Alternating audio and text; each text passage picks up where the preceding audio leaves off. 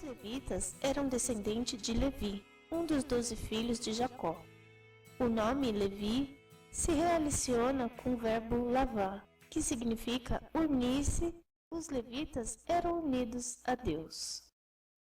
Faze chegar a tribo de Levi e põe-na diante de Arão, o sacerdote, para que o sirvam, e tenham cuidado da sua guarda e da guarda de toda a congregação, diante da tenda da congregação, para administrar o ministério do tabernáculo, e tenham cuidado de todos os utensílios da tenda da congregação e da guarda dos filhos de Israel, para administrar o ministério do tabernáculo. Nestes versículos, são dadas aos levitas as suas responsabilidades no cuidado com o tabernáculo. Os levitas, contudo, não eram sacerdotes. Apenas Arão e seus filhos poderiam exercer o papel de sacerdote. Desde os primeiros dias da peregrinação no deserto, o dever dos levitas era manter e transportar o tabernáculo. Eles também ajudavam os sacerdotes, algo que nos últimos tempos fazíamos muitos santuários espalhados pelo país. No tempo do rei Davi, a arca devia ter uma sede permanente e a adoração devia ser centralizada no templo de Jerusalém. Assim, Davi deu novos deveres aos levitas, que não eram sacerdotes: o cuidado e a manutenção do templo de Jerusalém, as funções de magistrados, zeladores, músicos e coristas, e assistência geral para os sacerdotes. E falou o Senhor a Moisés, dizendo: E eu, eis que tenho tomado os levitas do meio dos filhos de Israel, em lugar de todo primogênito que abre a madre, entre os filhos de Israel. E os levitas serão meus, porque todo primogênito meu é, desde o dia em que feri a todo o primogênito na terra do Egito. Santifiquei para mim todo o primogênito em Israel, desde o homem até o animal, meus serão, eu sou o Senhor. Quando Deus passou pelas casas das famílias hebraicas que haviam obedecido às suas instruções na Páscoa e poupou da morte os primogênitos, ele declarou que os filhos primogênitos dos hebreus e também a primeira cria dos animais pertenciam a ele. Agora, os primogênitos precisavam ser resgatados. Uma troca foi realizada. Deus fez de toda a tribo de Levi sua propriedade especial, em vez do filho primogênito de cada família. As cidades dos levitas. Dá ordem aos filhos de Israel que da herança da sua possessão deem cidades aos levitas, em que habitem, e também aos levitas dareis arrabaldes ao redor delas. Das cidades, pois, que dareis aos levitas, haverá 6 cidades de refúgio, as quais dareis para que o homicida lhes se acolha, e, além destas, lhes darei 42 cidades. Os levitas não receberam nenhum território por herança, pois a sua herança era Deus, mas receberam das outras tribos 48 cidades.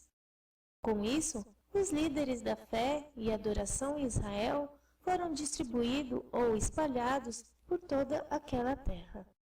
Os sacerdotes e os levitas só moravam em Jerusalém durante a semana em que, por turno e segundo a ordem estabelecida, desempenhavam seu ministério.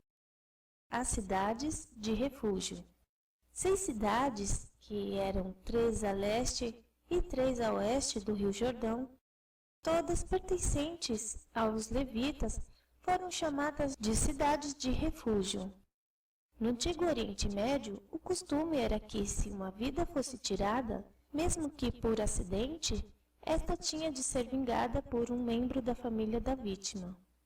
Em resposta a tal prática, Deus ordenou que 6 cidades dos levitas, a serem escolhidas na terra, servissem de cidades de refúgio. Uma pessoa culpada de um homicídio não intencional poderia escapar da vingança do parente da vítima refugiando-se nessas cidades. Não importaria onde este indivíduo morasse, sempre haveria um lugar seguro a uma distância razoável, pois todos estes povoados seriam alocados estrategicamente por toda a terra. O termo hebraico, traduzido como refúgio ou asilo, designa um lugar de escape do vingador, que era o homem que protegia os direitos da família, aquele que tomava as atitudes corretas. A busca por refúgio não era uma atitude pessoal exercida por um cidadão. Algumas regras determinavam se a proteção era aplicável a uma situação específica e os julgamentos aconteciam para cada caso. As normas para a busca de refúgio nas cidades apropriadas para tal fim foram estabelecidas considerando-se alguns detalhes. O homicídio devia ter acontecido de uma forma acidental e não premeditada.